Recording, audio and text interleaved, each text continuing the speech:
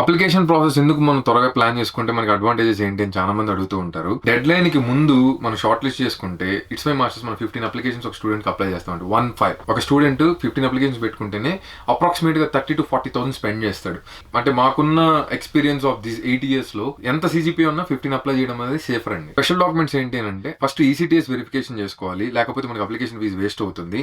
And special documents లో ECTS form filling అని అడుగుతారు, క్రెడిట్ ఫిల్లింగ్ అని అడుగుతారు, గ్రేడ్ స్కోర్ కన్వర్షన్ అడుగుతారు, కొందరు ర్యాంక్ అంటే మీ క్లాస్ లో 60 మెంబర్స్ ఉన్నారు, మీరు 120 మెంబర్స్ ఉన్నారా, మీ ర్యాంక్ నంబర్ ఏంటి, ర్యాంక్ సర్టిఫికేట్ తీసుకురమ్మంటారు, గ్రేడ్ టు CGPA కన్వర్షన్ తీసుకురమ్మంటారు, లెటర్ ఆఫ్ రికమెండేషన్ కూడా వాళ్ళకి ఫార్మెట్ ఇచ్చి దానిలో మీ ప్రొఫెసర్ సైన్ చేసి మీ ప్రొఫెసర్ మెయిల్ ఐడి నుంచి చేయమని చెప్పొచ్చు, లేకపోతే పోస్ట్ చేయమని చెప్పొచ్చు. సో ఇట్లాంటి యునిక్వి మనం టైం లైన్ లోపల ప్రాపర్గా ప్లాన్ చేసుకోవాలంటే మినిమం మీరు ఏపీఎస్ మీ చేతిలో నవంబర్కి అంతా మీ చేతిలో ఉండాలి అని అంటే ప్రాసెస్ మీరు 3-2 చదివి కంప్లీట్ అవ్వగానే స్టార్ట్ చేస్తే మంచిది.